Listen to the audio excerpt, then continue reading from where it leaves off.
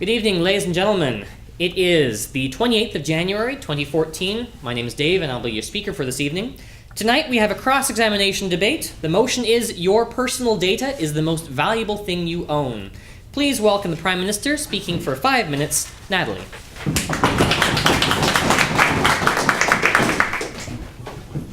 Good evening, ladies and gentlemen. Let me start by asking you a question. Do you know what kind of personal data is being collected by websites such as Facebook and Google? Do you know what they're doing with this data? Well, tonight I will inform you how valuable this information is to yourself and for the companies that gather this information. Tonight's resolution is, your personal data is the most valuable thing you own. We define personal data as information you own or was created by you, most, to the greatest extent, valuable, monetary, or personal worth, thing, an abstract or physical object distinct from living sentient beings, own, belonging to the person. I will now go into more ways on how these companies are acquiring your data and what they are using it for. My partner will later go into more about the personal aspect of how this use of your personal data can affect you. Firstly, it is no secret that Facebook and Google use your personal data for their own gains. Facebook is a company that deals entirely with personal data.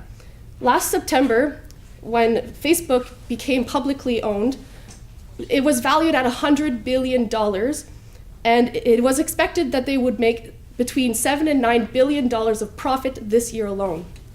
Twitter is worth $20 billion, and Pinterest is worth $4 billion. How do these people make money? They use your personal data to sell advertisements. When you log on to Facebook, you see ads that are relevant to the information that you put into the Facebook. Google uses this exact same tactic. When you use Google to do searches, it comes up in the ads that you see on the site. Google will also look through your email if you have a Gmail account and also use that to gather information. This is because they want to try and get more clicks so that they make more money. There are other ways that advertisers collect your data. When you browse the internet, cookies are placed onto your browser so that when you visit other websites, the advertisement third parties can go in and see which websites you've gone and looked at and give you relevant ads that you're more likely to click on. Many consider this to be an invasion of privacy. There are some privacy policies on these websites, but you need to visit these websites to view the policy, and you don't have a choice on whether you can participate or not. Secondly, would it surprise you to know that there are some websites out there where you can sell your information and they will pay for it completely legitimately? There are websites such as Handshake, Enliken, Controlio, which will offer money to you so that you can go out and fill out some surveys and offer you money for their products online.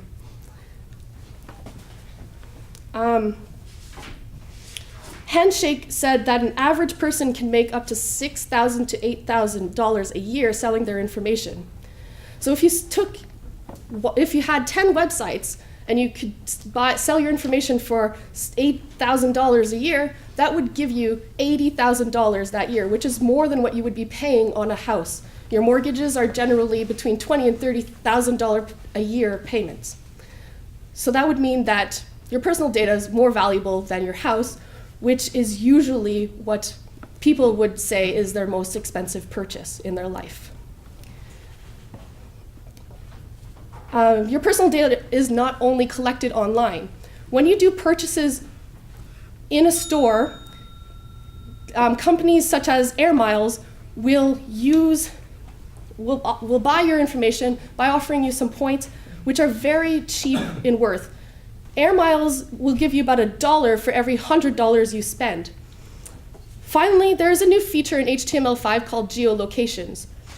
Geolocation is a way for websites to be able to access where you are in the world to provide you better service. Usually there's a pop-up that comes up and you have to click accept, but how many people read these pop-ups? So this has a huge implication on our safety and our privacy. And my partner will go into more information on what that could imply and how that can affect your personal worth. So in summation, companies greatly benefit from your personal data, whether you know it or not, and you can even sell your data. So please support our motion that personal data is the most valuable thing you own.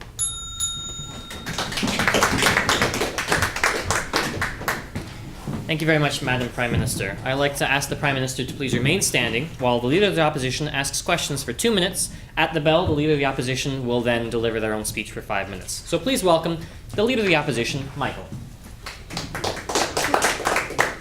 Please welcome the Leader of the Opposition. No, as questioner, you maintain control of the podium. Thank you very much, Madam Speaker. This debate is about personal data. Let's get personal. Yes or no answers, please. Do you personally own your own car? No. Do you personally own your own house? No. Do you personally own your own business? No. Do you personally own a substantial investment portfolio? No. Well, we can see how young people like you would believe that your personal data is the most valuable thing you own. In fact, it's often the only thing you own. Isn't that correct? No. Have you personally lost substantial, have you had a personal loss of your personal data? Yes. You have. And what did it cost you? That's not a yes or no question. Well, good point. You know, I did mean in the earlier part, but that's a very good point. What did this cost you? Well, when my hard drive failed, I lost a lot of information that I could not retrieve, such as old photographs. Thank you. I suggest that's a loss of mechanical loss, and that's truly your own fault, not Facebook's. If you did own your own house, and at the same time, let's say you had $1,000 in your bank account, which asset would be more of a hardship to you if you lost due to a loss of your personal data? What are the options? The house or $1,000? I don't own my own house, so that doesn't really apply. Okay, but a reasonable person, you will agree, will have said that the loss of their PIN number, which cost them $1,000, was less serious, less valuable than the loss of their house. Is that correct? No. Okay, thank you. What proof do you have that the personal data, you've given us examples of how they can take, but what examples, thank you very much.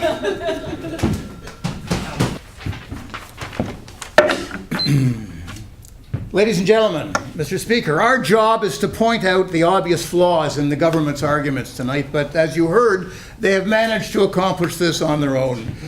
The government failed to give examples of other things that people own and compare these things with the items of your personal data. They gave us examples of the value of personal data, okay, but they gave us nothing to compare it to. So they're arguing in a vacuum. We maintain that your reputation is far more valuable than your personal data. Once lost, you can never regain a lost reputation. Voltaire said a good reputation is more valuable than money. John Rockefeller said the most important things for the young is to establish good credit, good character, and a good reputation. And friends, once acquired, none of these things can be destroyed by a temporary loss of personal data. A reputation is far more value than your personal data. Just ask Garth Drabinsky, Rob Ford, Conrad Black, Lindsay Lohan, Justin Bieber, Matthew Weiner, and any number of people. I'm sure any one of them would have much preferred to lose some of their personal data than the loss of their total reputation. My partner will focus later on the relative lack of seriousness of this loss of personal data and the ease with which it can be retrieved. You know, you can't buy back a lost reputation, but you can get insurance to protect yourself against loss of personal data. I've checked. And you know what?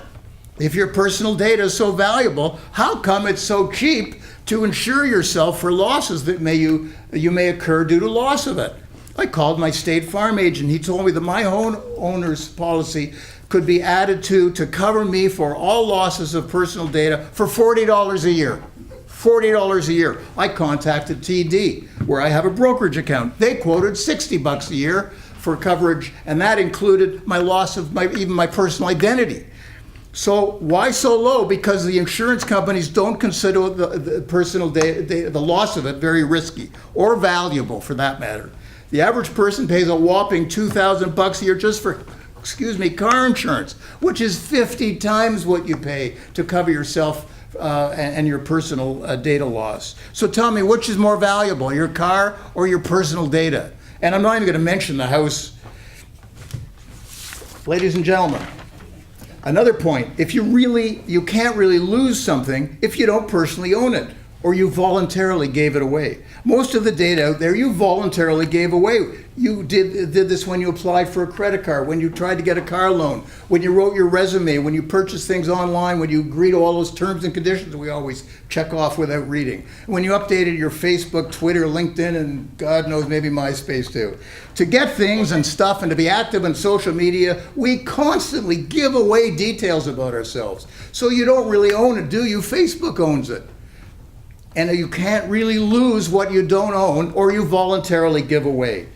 And if people really valued this data, which is what the argument says, it's so valuable, why do they so easily give it up? And a lot of this personal data really is information about things most people aren't too proud of. Cheating on your partner, online gambling, adult websites. And that's why it's valuable to these people. It's because they don't want anybody to know what they're doing. The government failed to define who's this valuable to. They may have defined, yes, maybe it's valuable to Facebook, maybe, but this is the word personal is in this debate. And they failed to really enumerate who's it valuable to and is this a good thing or a bad thing. I guess mostly they said it's a bad thing. You know, they talked about, and really the core of this is that virtually all of this stuff is about the electronic data, which is the core of this argument. Thank you. All this is relativity news, ladies and gentlemen, in the last 20 years. If this electronic data is so darn valuable today, what in God's name was valuable for human beings before all this data went into the so-called cloud? What about your reputation, your home, your family, your relationships, meaningful work, wonderful possessions? Those are the things that have meant the world for humanity since the dawn of recorded time.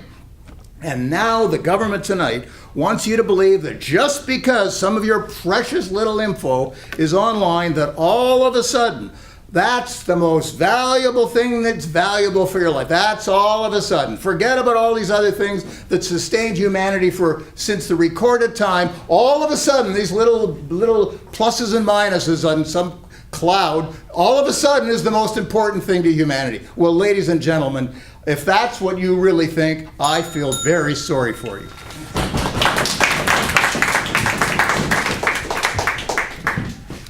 Thank you, Michael. I'd like to ask the Leader of the Opposition to please remain standing while we welcome the Seconder for the Government, Jenna, who will speak for 2 minutes asking questions and then speak for 5 minutes. Jenna.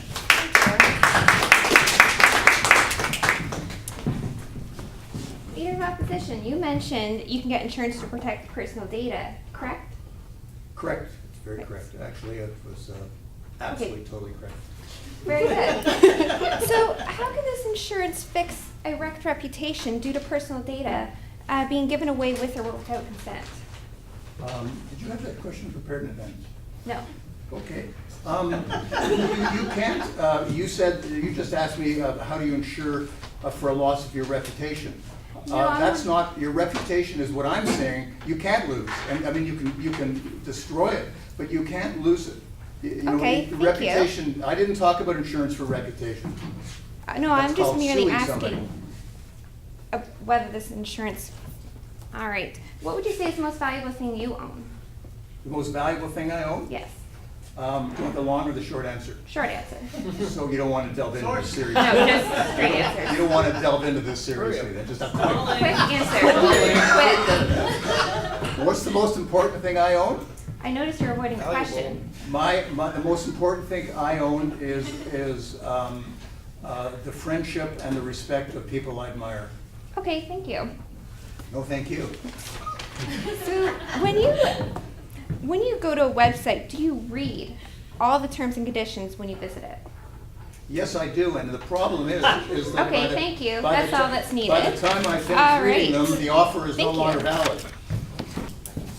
All right, ladies and gentlemen, Leader of Opposition, Before I divulge what I will be arguing about tonight, I just want to add a few points to what the Leader of Opposition has indicated.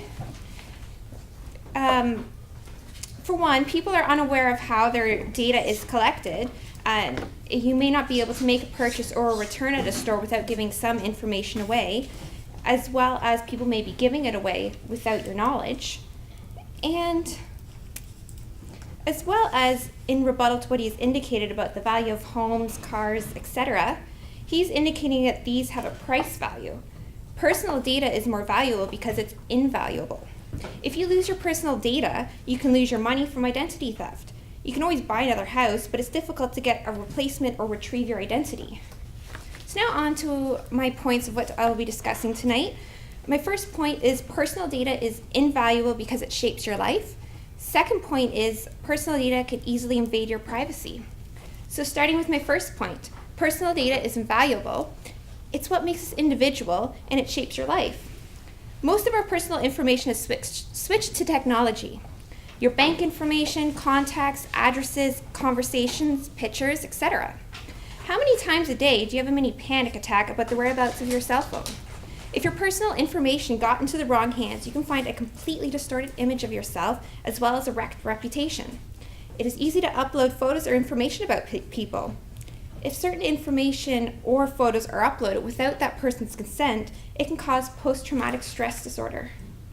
It is extremely difficult to withdraw the information or photos, as after you upload to Facebook, then that information no longer belongs to you.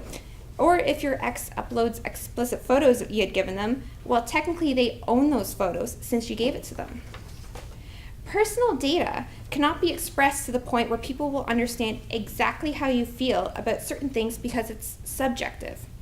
In other words, it can be open to interpretation and perceived differently. Because of this, one has to be careful what is done with the personal data and how it is used and represented. For example, if a photo of you was posted online having a beer at a friend's birthday party, well, people who don't know you that well would look at that photo and maybe think you're a party animal or an alcoholic, when in fact you may only have one beer one time a year. People get a skewed view of you and they don't get the whole picture. This is invaluable, as you can have a false representation of yourself, which may make it difficult to get a job if an employer sees a small portion of you, which they then interpret as your character. Employers do check Google and Facebook for every applicant, which just reiterates that if you happen to have that one once in a blue moon photo of relaxation, well, that could be perceived as laziness or something negative in the eyes of the employer, who doesn't see the whole picture of you and can make or break a job offer. One would have a very difficult time bypassing personal data because society uses it for nearly everything. Most jobs these days require online applications, for example. Schools use it to teach. You stay in touch with people through the internet rather than snail mail. So on to my second point, personal data can easily invade your privacy. The information you put out there is accessible to other people. Photos or anything posted online can be seen and used by other people. Just last year, a girl's photo was pulled from Facebook to be used for a dating website. This girl's name was Rhea Parsons, who had not only committed suicide last April due to bullying, but she was also underage. Parsons' death prompted the Nova Scotia government to bypass the Cyber Safety Act, which allows people to sue or seek a protection order from the courts if they or their children are being cyberbullied. If you're not already convinced of how easily shattered your privacy with personal data can be, ladies and gentlemen, let me point out that another example of this is when a 24-year-old woman got a shock when she found out photos of her had been posted to multiple online dating websites, and her personality and other information about her was being posted on these profiles, and explicit messages were being sent from these accounts without her knowledge or consent. That can't be rectified. A wrecked image of yourself beyond repair when multiple people in the town believe you have been sending them explicit dating messages, which you are unaware of yourself. That being said, it can be very easy to do identity theft from someone's personal data, which will alter your credit ratings, reputation, possibility of employment, etc., which I highly doubt that this insurance would cover. This is only just two examples of how people's photos are pulled from Facebook or elsewhere and used for other purposes. So to sum it up, ladies and gentlemen, Your identity is what makes you you. In order to protect yourself, you need to protect your personal data because your personal data is what helps make you you. Once it's out there and it's difficult to not have personal data. So whether you like it or not, people such as yourself get judged and critiqued. Thank you, Seconder for the Government. I'd like to ask the Seconder of the Government please remain standing while we introduce the Seconder for the Opposition, who will ask questions for 2 minutes and then speak for 5 minutes. Please welcome the Seconder for the Opposition, Adrian.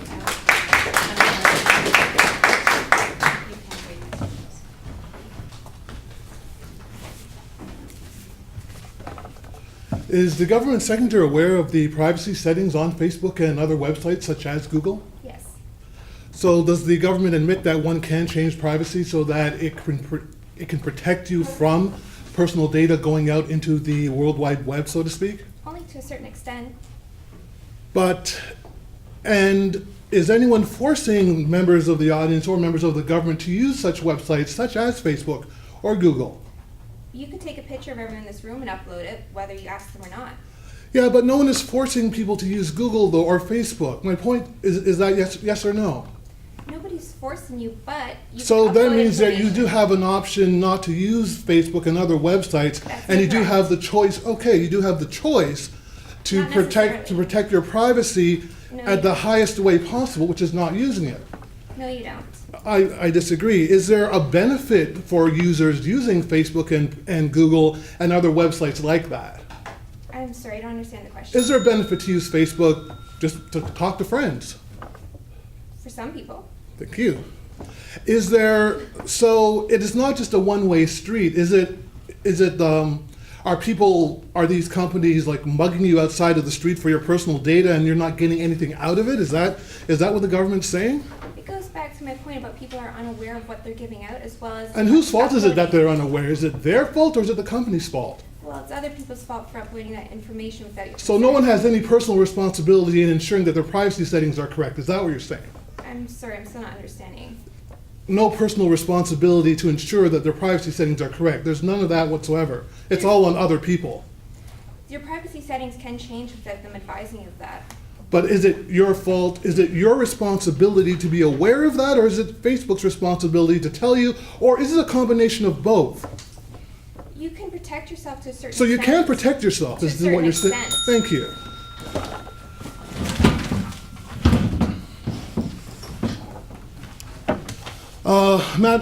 Mr. Speaker, pardon me, Mr. Speaker, ladies and gentlemen of the House, the government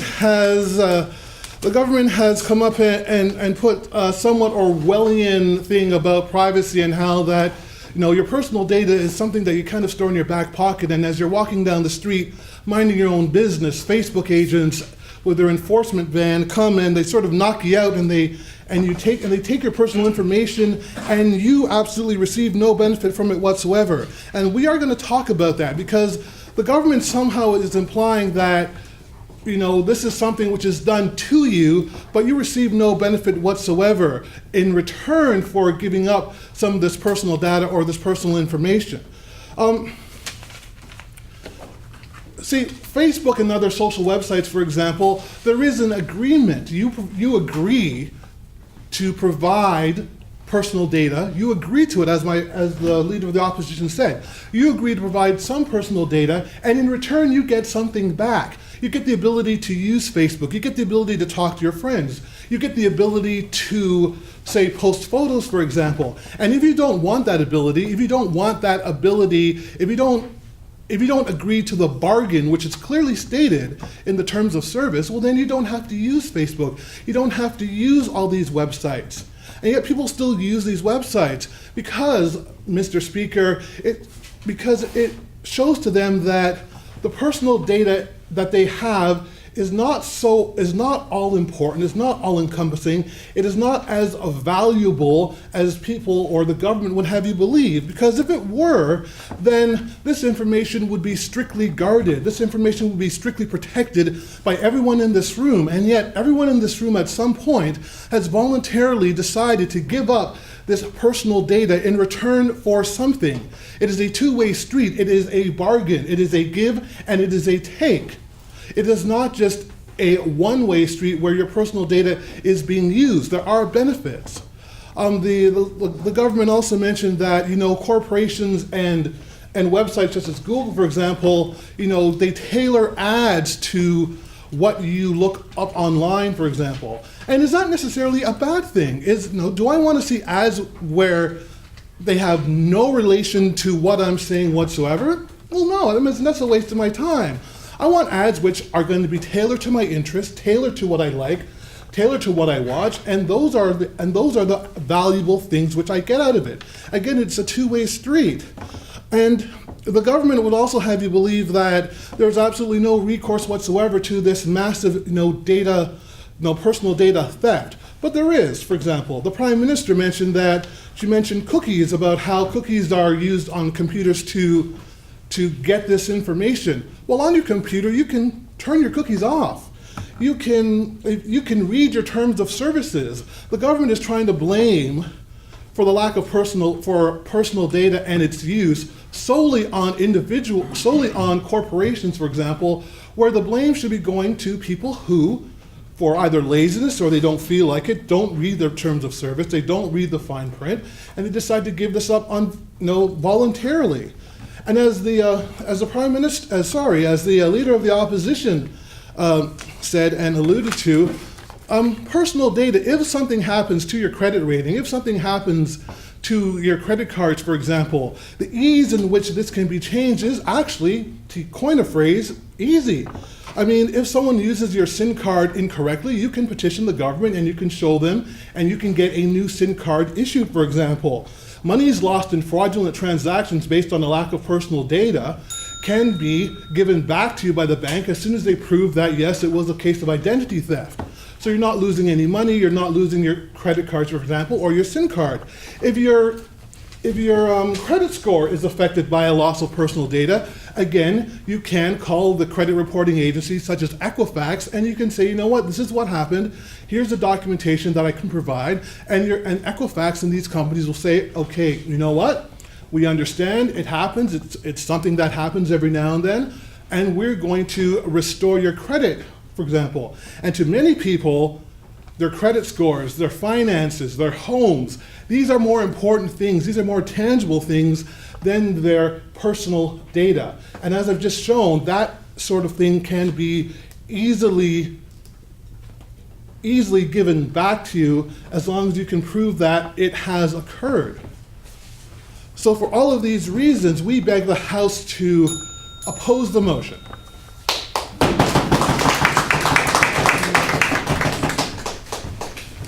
Thank you, Madam Seconder for the Opposition. Thank you, Mr. Seconder for the Opposition.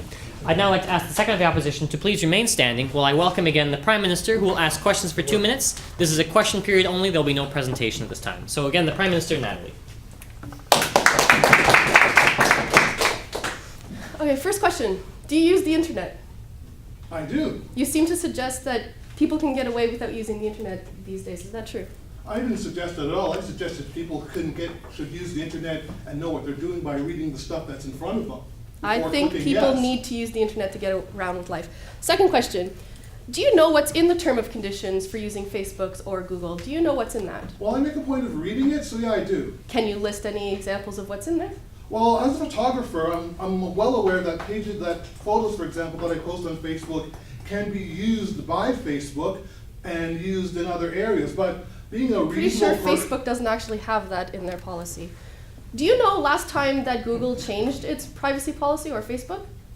I'm not exactly sure, but because so the average person wouldn't know, wouldn't be identified next time? I'm not the average person. That's not Are you aware that Facebook has, that Google and Facebook both have a recent amendment to their privacy policy? I make it a point to update myself regularly with the changes in privacy regarding websites that I frequently use. So I would be aware of that quite soon, as a matter of fact. All right. Can you control what I post about you on Facebook? Well, within reason, but if not, I can sue you for libel or slander. Do you want your boss and neighbor to see your search history or your browser history? Would that disturb you? I don't think anyone here wants their boss or employer to see their browser or search history, but I'll just speak for myself and say... Is that not valuable to you, that information? It's not their right to see it. It's not a matter of it being valuable. It's just not their right. That should be enough. Thank you.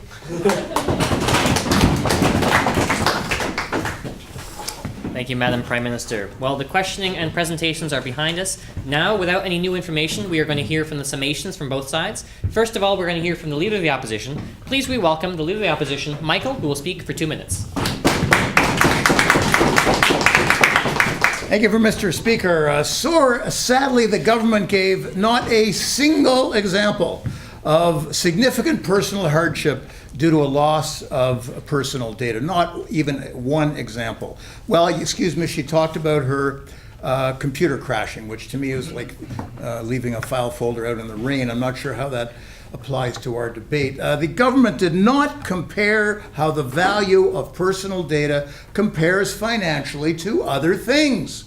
So how can they prove their point? It's like, well, they can't, and they didn't. Ladies and gentlemen, it's like them comparing the taste of ice cream to other treats, but not allowing anybody to taste anything else. Younger people, as I mentioned, might feel that their personal data is the most valuable thing they own, but that's because, frankly, they own very little else, and wait till they get to be my age. Now, here's the kicker, folks. Since time began, humans valued their reputation, their work, their families, their friends, their homes, and their hard-earned possessions. But the government tonight is asking you to believe that all of a sudden, all of these things are no longer valued to us, that your browsing history or the fact that somebody knows that you bought a t-shirt at Target is more important than these other vital, hard-earned human possessions.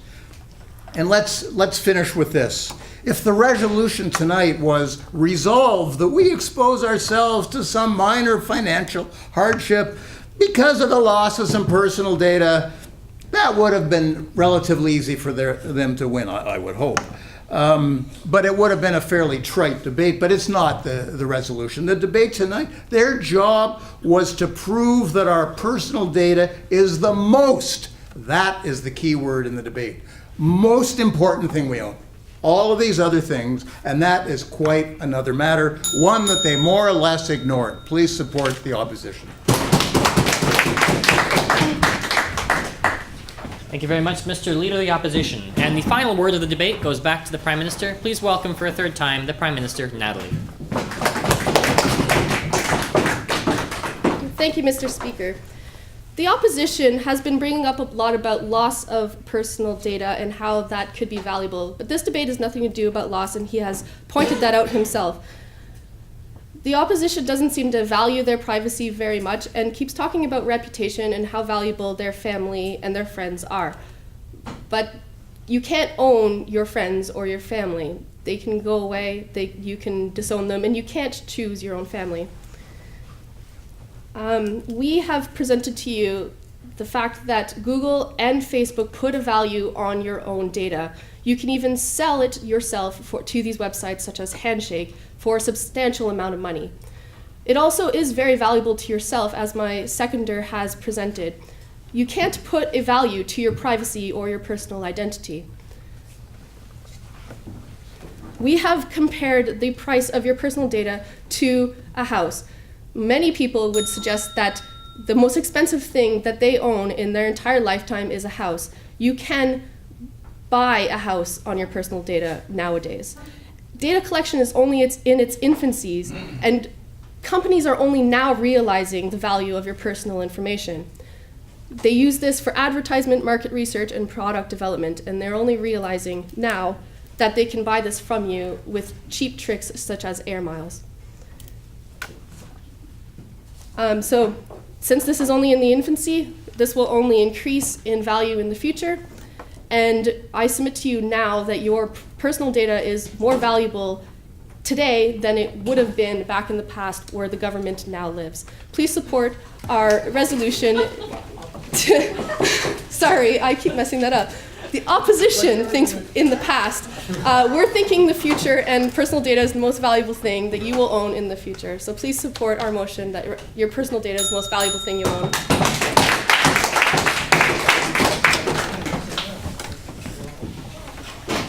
Thank you very much, debaters. Okay, and now to adjudicate the debate, please welcome our adjudicator, Jim.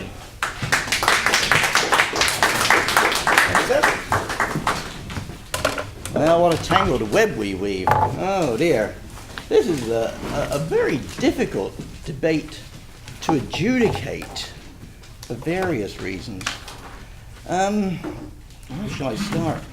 The main problem here was the setup. The Prime Minister set up a debate that was based around financial and worth of your data, and it went down a very technical road, and it held together, and it was there for the opposition basically to destroy. It was set up in a way that it was easy to disprove. Like your money is very your personal data is very valuable, and the opposition honed in on that and proved with it. Well, actually, funnily enough, the leader of the opposition proved that what the government was saying was correct when the LO proved that that was in fact the Prime Minister's most important or most valuable asset. So I found that a little ironic. But good work there, Michael, good work. But the problem being that there was obviously very little in the way of teamwork with the government side.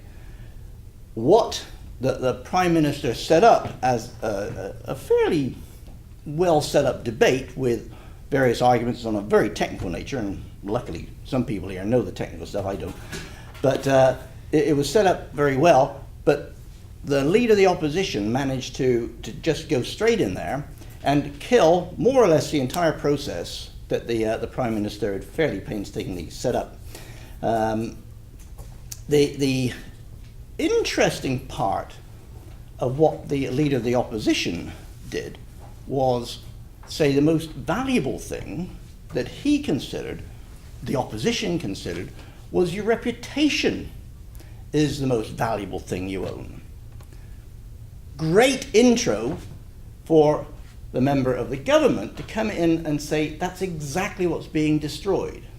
And the member of government, Jenna, nailed the entire debate by saying, this is what's happening, you don't have control over this, this is your information, this is your data, someone posts pictures of you on YouTube or what have you, you don't have any control over it. What the opposition was trying to do was kill the Prime Minister's debate, and they totally ignored the member of the government's debate. Unfortunately, it was the Prime Minister's debate that was being debated. If the arguments had been the other way around, and maybe the Prime Minister's arguments came as a secondary process, there would be no chance for the opposition to get in there and say, you don't know what you're talking about, because there it is. Your personal data is ruining your reputation. You have no control over it, so it is the most valuable thing you own, by definition, of the opposition.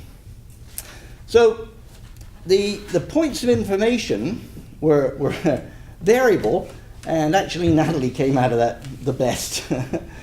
She had a good time with Michael, as it were, and Jenna had a good time with Adrian, and the other bits were a little more muddled, but certainly the government came off very much ahead when it came to points of information. For cross-exam. I'm afraid the government lost because of teamwork. They had several great arguments. The opposition didn't argue those great arguments because it was too busy killing the government, which they did very well. So even in the Prime Minister's wind-up, without referencing the reputation process and continuing with the Prime Minister's basic arguments, another opportunity was missed. So I gave the debate to the opposition because of what the government missed. The government inside it had everything it needed. It had all the gunpowder, it had all the ammunition that it needed to win the debate, but because they didn't utilize it correctly, the debate goes to the opposition. And contradicting to that, I gave the best debater to Jenna. And I haven't worked out the scores. I'll give them to you later. So who do I give this to? The Is that leader of the winning team. the leader of the winning team? Take the podium. There you